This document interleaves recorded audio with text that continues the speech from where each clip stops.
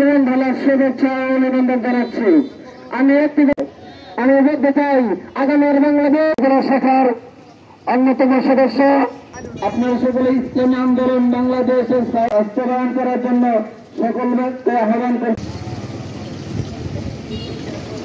যোগ্য প্রার্থী আজকে আন্তর্জাতিক বিয়ে দিবস। আজকে এই দিনে 1884 থেকে 1886 পর্যন্ত দীর্ঘ 84 থেকে 86 2 বছর আন্দোলন করে এক পর্যায়ে 1886 সালে এই 1 মে আমাদের শ্রমিকরা দ্বারা আন্দোলনে সাকসেসফুল হয়, তাদের দাবি মানা হয়। তাদের দাবি মানা হয়েছিল, তাদের দাবি ছিল 12 ঘন্টা থেকে 8 ঘন্টা করার জন্য, কিন্তু নামে কামে 8 ঘন্টা করেছে। আজও পর্যন্ত 8 ঘন্টা তাদের ডিউটি করা হয় না। প্রিয় ভাইয়ের আমার, 8 ঘন্টার জায়গায় 12 ঘন্টা, 12 ঘন্টার জায়গায় 14 ঘন্টা তাদের ডিউটি করা হচ্ছে। যারা জীবনের বিনিময়ে, রক্তের বিনিময়ে আন্দোলন করলো, আজও সেই আন্দোলন সফল হয় নাই। প্রিয় ভাইয়ের আমার, সেই আন্দোলন সফল করার জন্য আজকের ইসলামী বাংলাদেশের অঙ্গ সংগঠন ইসলামী শ্রমিক আন্দোলন আজকে অত্যন্ত ভারাক্রান্ত মনে বলতে হয়, স্বাধীন সার্বভৌম একটি রাষ্ট্রের মধ্যে শ্রমিকরা নির্মম ভাবে নির্যাতিত। সেই আমাদের রানা প্লাজায় আমাদের সেই গার্মেন্টস ফ্যাক্টরিতে শ্রমিকদেরকে যেভাবে হত্যা হয়েছে, নিহত হয়েছে, আহত হয়েছে, আজ পর্যন্ত তাদের অধিকার ফিরিয়ে দেওয়া হয়নি। আমরা বলতে চাই 1971 থেকে আজ পর্যন্ত প্রায় 53 বছর যাবৎ এই দেশের শাসন ব্যবস্থা চলছে। আপনারা দেখছেন এদেশের সাধারণ মানুষ, খেটে খাওয়া মানুষদের অধিকার আজ পর্যন্ত বাস্তবায়ন হয়নি। তাই আমি বলতে চাই, শ্রমিকদের ন্যায্য অধিকার দেওয়ার জন্য বর্তমান জাতির কাছে উদাত্ত আহ্বান জানাচ্ছি।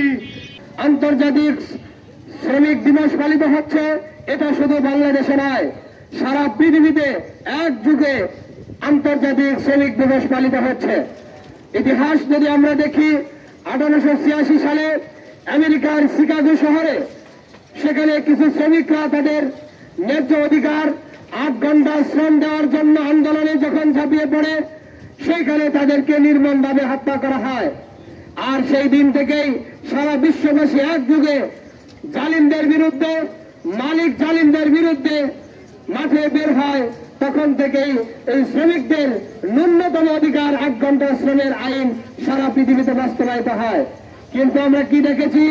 আমরা দেখেছি বাংলাদেশে শ্রমিকদের সেই ন্যায্য অধিকারের নামে শ্রমিকদেরকে এখন পর্যন্ত হয়রানি আর পেরেশানি করে রাখা হচ্ছে।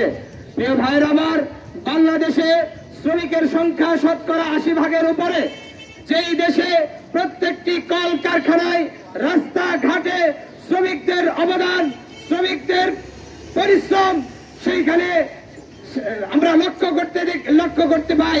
আর সেই দেশে শ্রমিকদের অধিকার থেকে তাদেরকে বঞ্চিত করা হয়। আমরা শ্রমিকরা আজকে তাদের ন্যায্য অধিকার থেকে বঞ্চিত হয়েছে।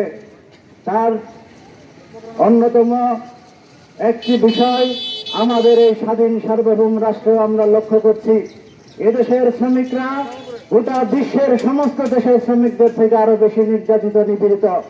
এদেশের শ্রমিকদের কথা এদেশের বিগত দিনের কোন সরকার সেভাবে অনুধাবন করেনি। শ্রমিকদের ব্যবহার করেছে, শ্রমিকদের ভোট ডাকাতিতে তারা শ্রমিকদেরকে কাজে লাগিয়েছে, এদেশের শ্রমিকদেরকে গরিব থেকে গরিব করেছে, তাদের দ্বারা এদেশের মানুষের ক্ষতি সাধন করেছে।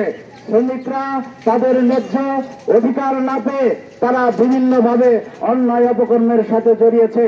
আমার দেশকে যদি ভালোবাসি, আমরা যদি মুসলমান হিসেবে দাবি করি, আমাদেরকে অবশ্যই ইসলামী রাষ্ট্র প্রতিষ্ঠা করে ইসলামী শ্রমনীতি বাস্তবায়নের মাধ্যমে এদেশের মানুষ, এদেশের মুসলমানদেরকে এই জাহেলি ব্যবস্থা থেকে আমরা মুক্ত করতে পারবো। ভাইরা, প্রিয় বন্ধুরা,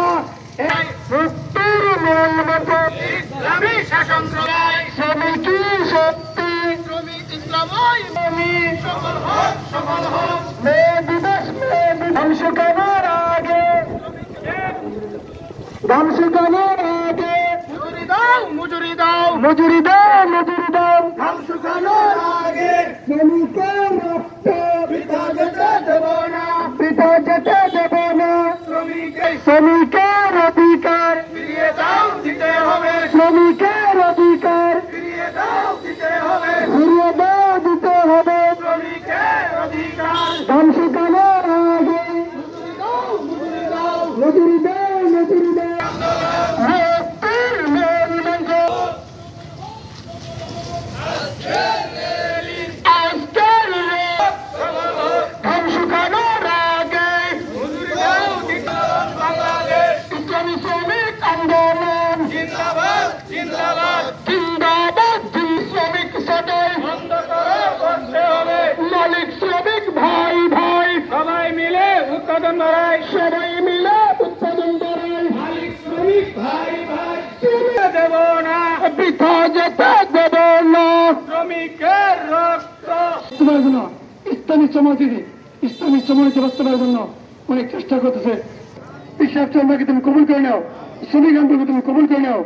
আজকে যারা কষ্ট করে মেহনত করে সাল্লাল্লাহু তাআলা আলা খায়রি খালকি মুহাম্মাদি ওয়া আলিহি ওয়া আসহাবিহি আজমাইন ওয়ারহামনা মাহুম বিরহমাতিকা ইয়া আরহামার রাহিমিন।